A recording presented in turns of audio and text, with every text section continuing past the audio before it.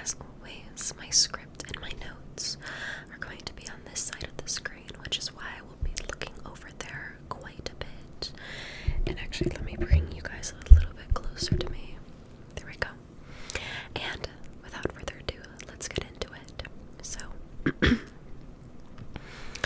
the Sodder family, known for their hard work, tight-knit bonds, and pursuit of the American dream, were residents of Fayetteville, West Virginia during the mid-20th century. The family's origins can be traced back to Italy, where the patriarch, George Sodder, was born as Giorgio Soddu in Tula, a province of Sardinia, Italy, in 1865.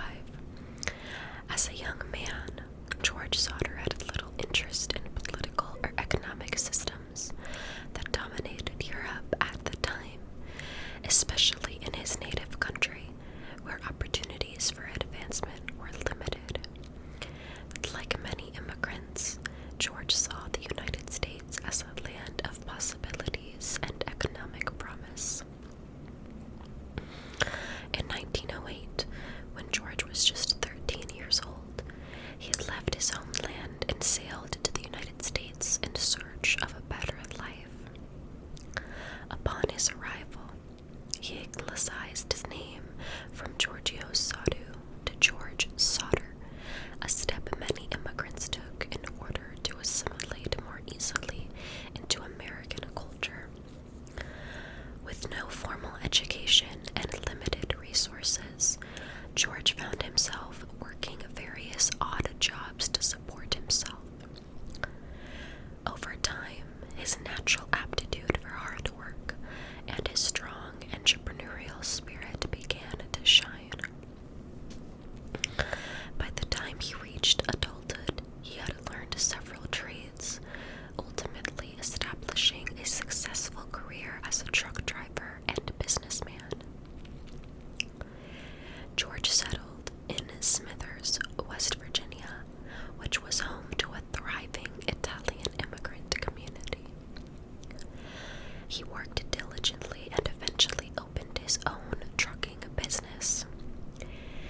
His company primarily hauled dirt, coal, and other construction materials, which were in high demand due to the booming coal industry in West Virginia at the time. The business was profitable, and George became well known and respected in the community for his reliability and strong work ethic. It was in Smithers that George met Jenny Kiparani, a fellow Italian immigrant. Jenny, born in 1899, had come to the United States with her family when she was just 3 years old. Like George, she grew up in a family that valued hard work and community ties. The two shared a common cultural background and were deeply committed to their families, religion, and values. They married and soon moved to Fayetteville, a small town nestled in the Appalachian Mountains. Fayetteville was a tight-knit community, and the Sodders were one of many Italian immigrant families in the area. Though George was successful in his trucking business, the Sodders were humble and well-regarded within their community. They were known for their generosity and willingness to lend a hand to neighbors in need, and they became prominent members of the local Italian-American community. As the Sodder family grew, so did George's business. He expanded his trucking operation to include coal transportation, a vital service in the coal-rich region of West Virginia. His business prospered, and the family became financially stable, allowing them to build a comfortable life for their children. George and Jenny had 10 children.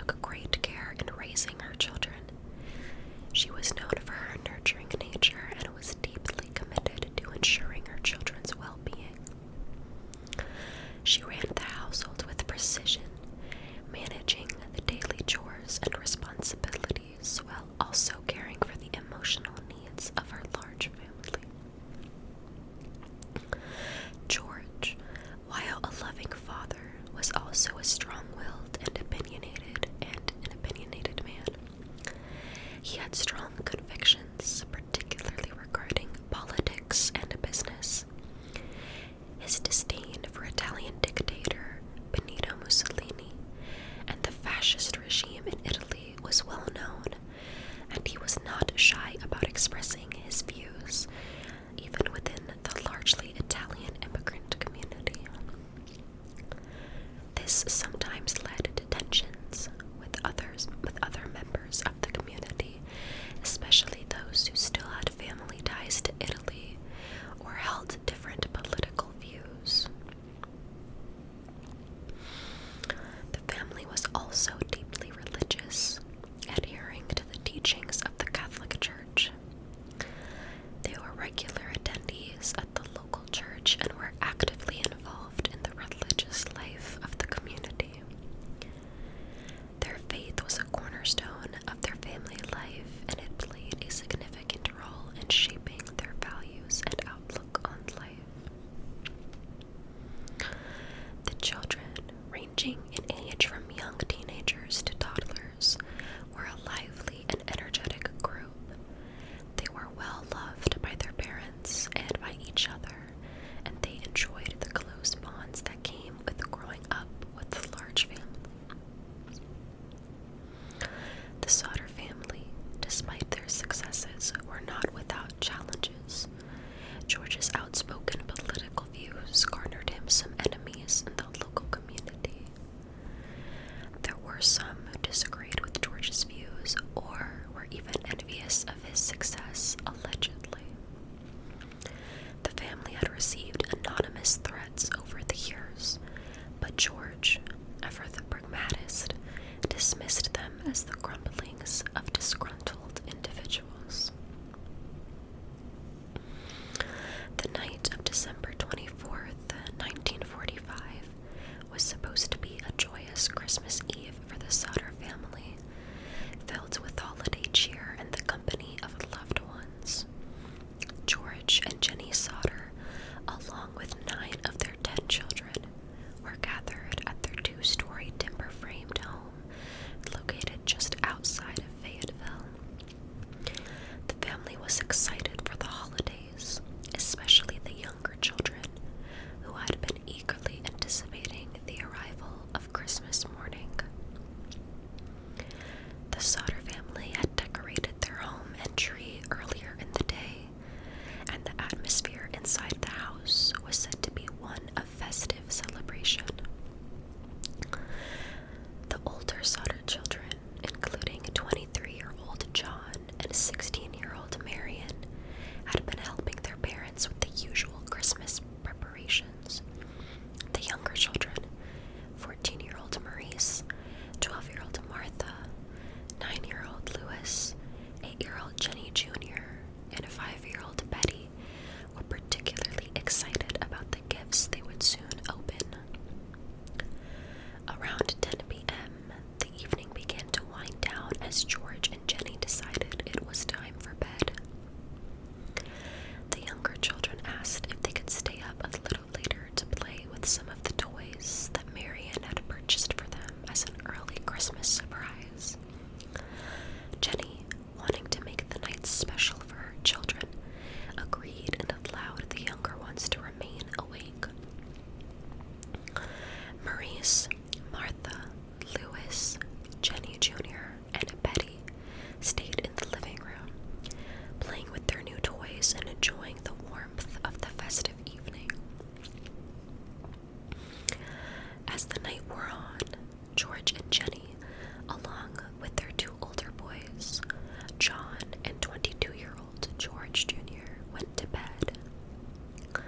The plan was for the family to wake early in the morning and gather for Christmas Day celebrations. George and Jenny retired to their bedroom, which was located on the first floor of the house, while the rest of the children were either still awake in the living room or already upstairs in their own bedrooms.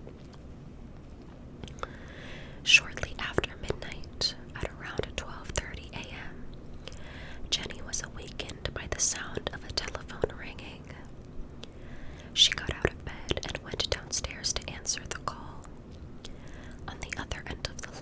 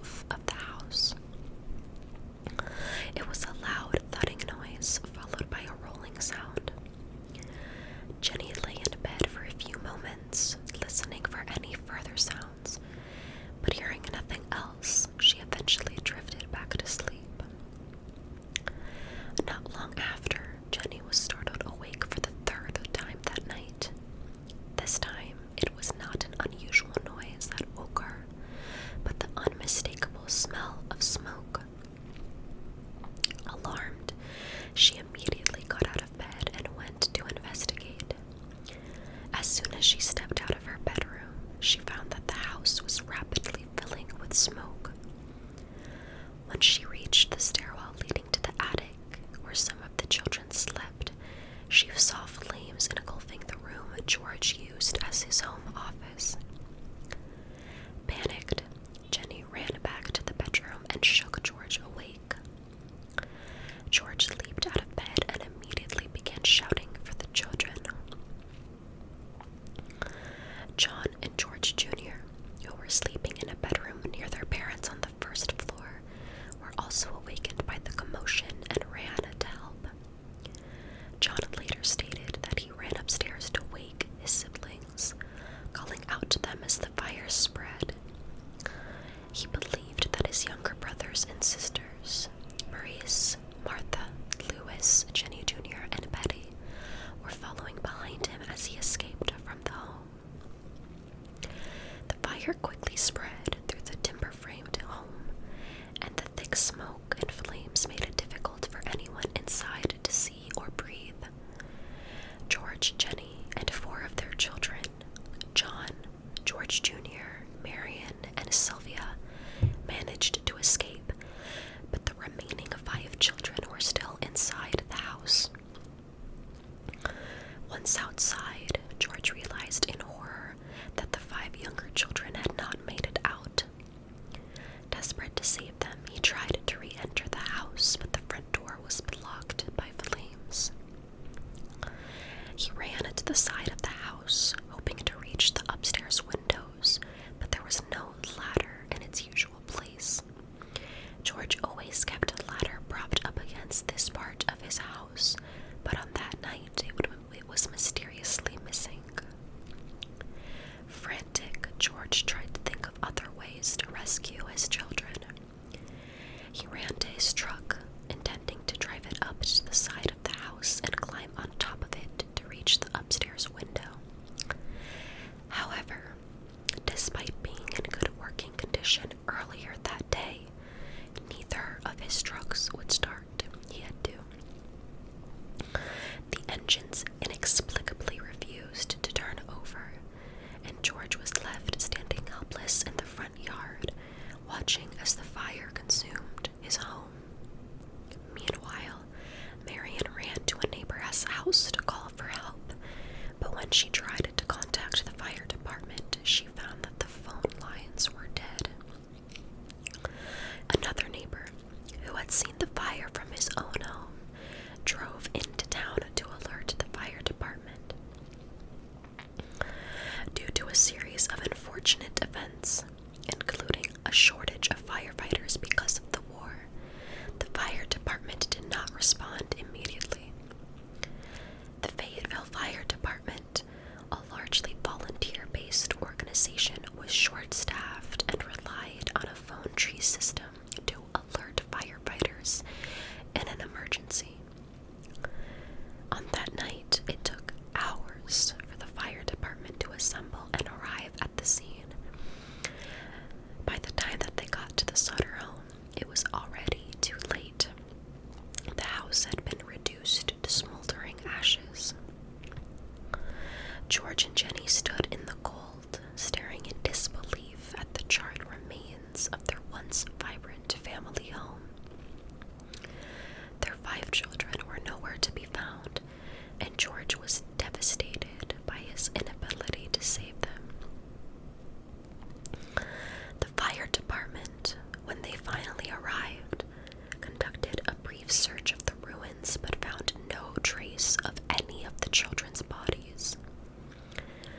The Sodders were left with unanswered questions and an overwhelming sense of loss. As dawn broke on Christmas Day, the Sodder family stood in shock, mourning the tragedy that had befallen them.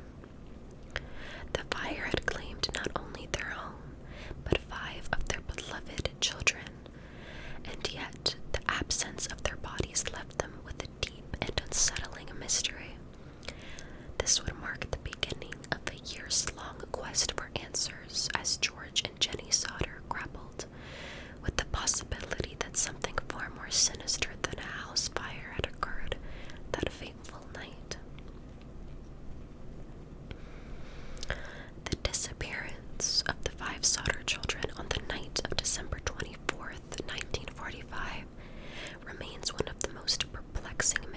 days in American history.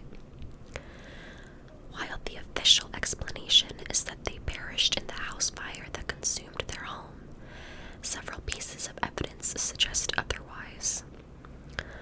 Over the years, various theories have emerged to explain why it is possible that the 5 children, once again, Maurice, Martha, Louis, Jenny Jr., and Betty, did not die in the fire, as no remains were ever found in the ashes.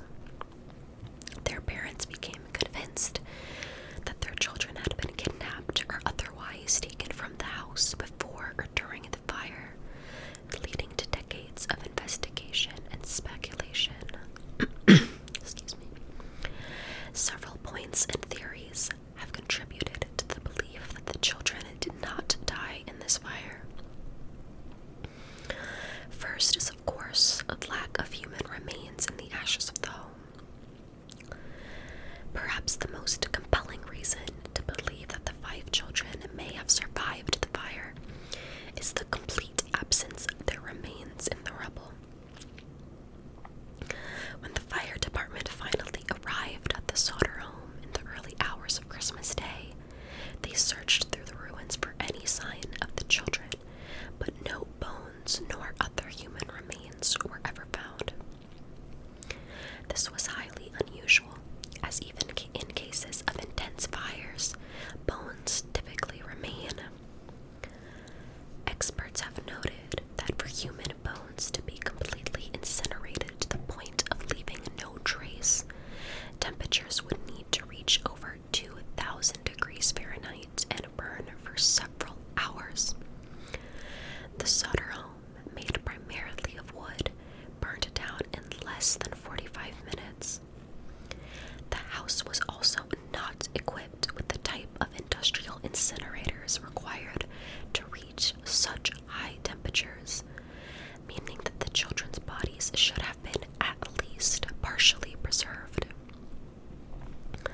George and Jenny Sodder even consulted a local crematorium, where they were told that human bones remain even after bodies are exposed to fire for 2 hours at 2,000 degrees Fahrenheit. Conditions far more extreme than those in their house fire.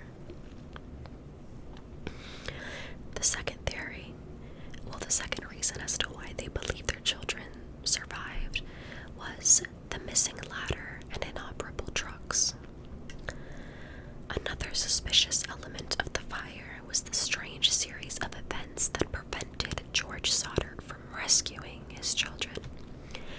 After realizing that 5 of his children had not escaped the house, George tried to retrieve the ladder that he always kept propped up against the side of his house. However, the ladder was inexplicably missing. Days later, the ladder was found in an embankment about 75 feet away from the house, suggesting that someone may have deliberately moved it to prevent George from using it during the fire. In addition to the missing ladder, both of George's trucks, which had been working perfectly the previous day, failed to start when he attempted to use them to climb the second-floor windows of the home. George found it suspicious that both trucks, which had been functional just hours before, would suddenly become inoperable at the exact moment when he needed them most. These strange occurrences raised questions about whether the fire had been a part of a deliberate plot to keep George from rescuing his children, potentially suggesting foul play. Another reason is the cut phone lines. The Sodder family also discovered that their phone line had been cut on the night of the fire. Initially, they assumed that the fire had caused the phone line to stop working, but upon closer investigation, it was found that the line had been cut intentionally. This raised suspicions that someone had tampered with the phone lines to prevent the family from calling for help. This theory gained further traction when a witness later came forward, claiming to have seen a man at the scene of the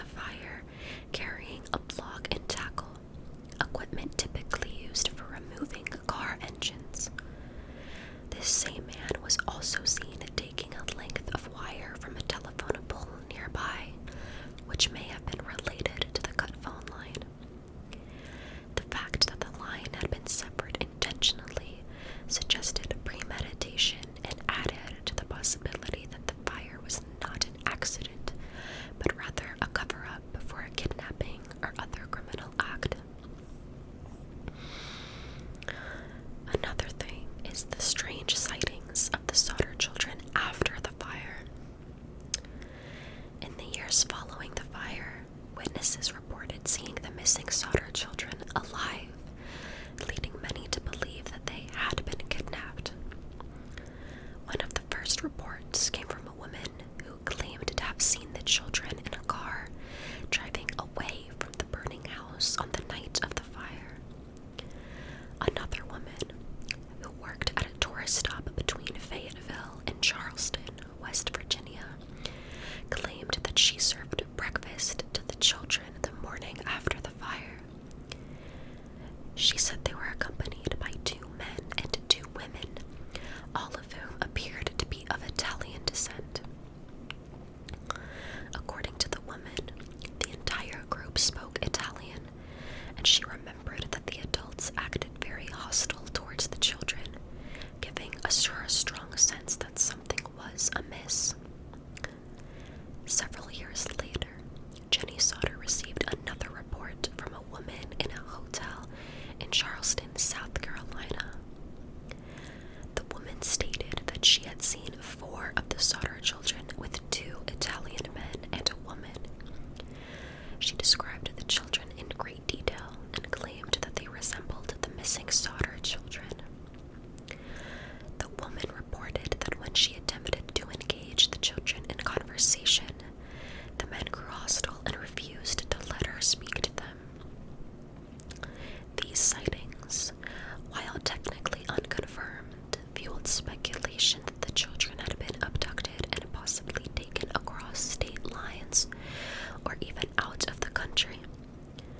Some have theorized that the children may have been sold into an adoption ring or were taken by individuals with ties to organized crime. The repeated accounts of people spotting children who resembled the Sodder kids, often in the company of suspicious adults, made it difficult for the Sodders to accept that their children had died in the fire. The next thing is, well, why would they do this to the children other than for kidnapping or ring purposes? A possible motive could be George Sodder's political views. As I said earlier, George Sodder was an outspoken critic of Italian dictator Benito Mussolini, and he made his political views well known within the community in Fayetteville. This had led to conflicts with some members of the local community who still supported Mussolini or were sympathetic to fascist ideologies. In the months leading up to the fire, George had received several threatening messages and warnings from people who disagreed with his anti-fascist stance. One of these threats was made by a traveling insurance salesman who visited the Sodder home in the fall of 1945. The man allegedly warned George that his house would go up in smoke and that his children would be destroyed if he continued to speak out against Mussolini.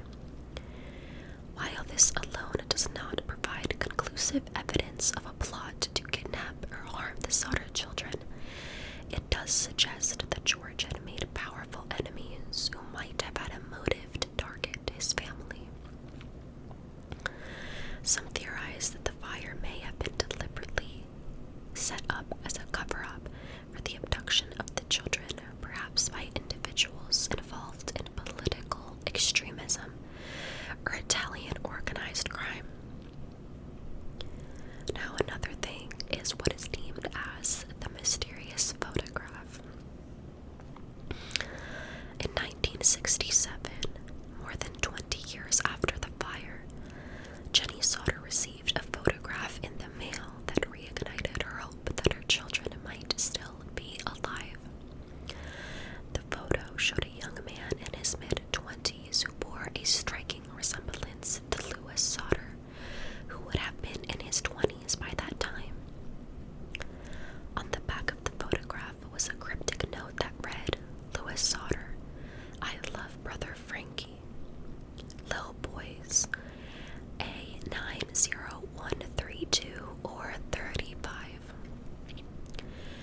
The photograph was postmarked from Kentucky, but there was no return address. Despite their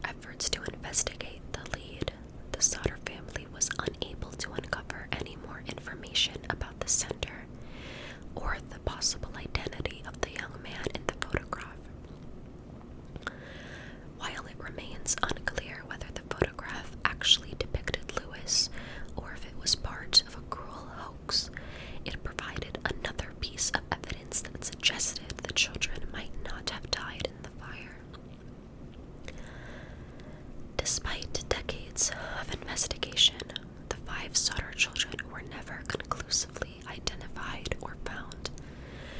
No remains were discovered in the ashes of their home, and numerous strange occurrences fueled suspicions that they were kidnapped rather than perishing in the fire.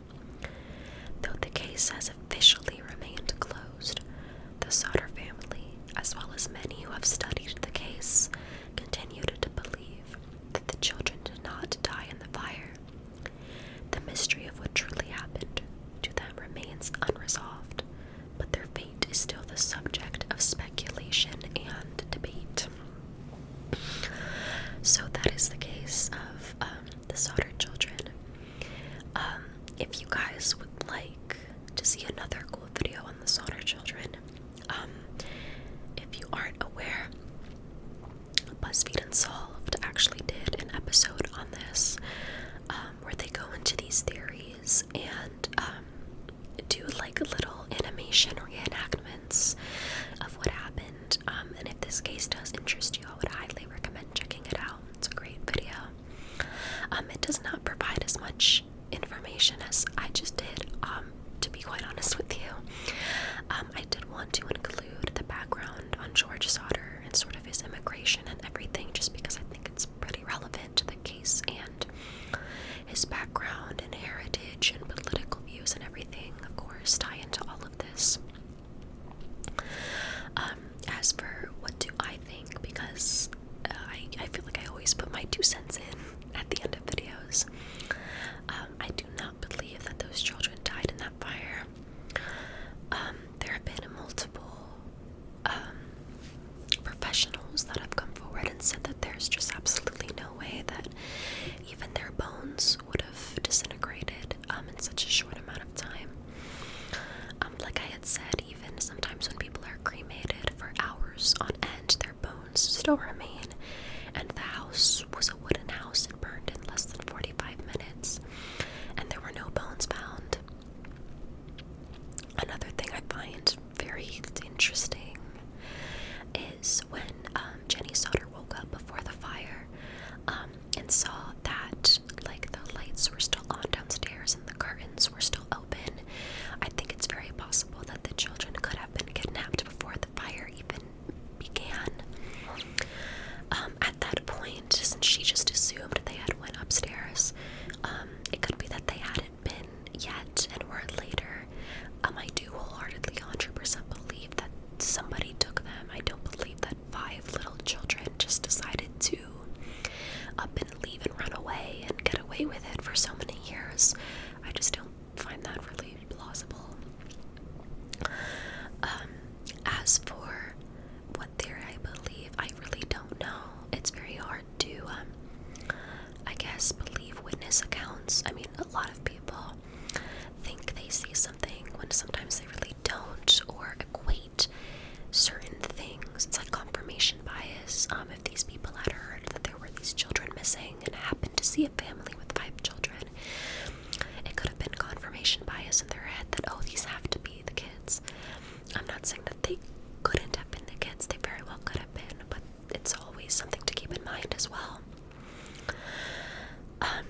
I didn't mention that Jenny and George Sodder did pay themselves to have a billboard that had all 5 of their children's faces plastered on it for years and years and years, which is why I think these sightings came up, because people recognized them or saw that billboard and then saw them, thought that they saw them. But yeah, I honestly think that anything past the kidnapping of these kids, really anything could have happened. I don't see a way in which they were not kidnapped. That is my personal opinion, just based on sitting with this and reading the facts and all of that. But I would love to hear what you guys think happened in this case, and I do hope that you guys enjoyed tonight's video. And of course, if you do have any case recommendations for me, please leave them down below in the comments, and I will try my best to get to them. I am sort of just doing more well-known cases before I get into like the niche ones, but I definitely will get around every single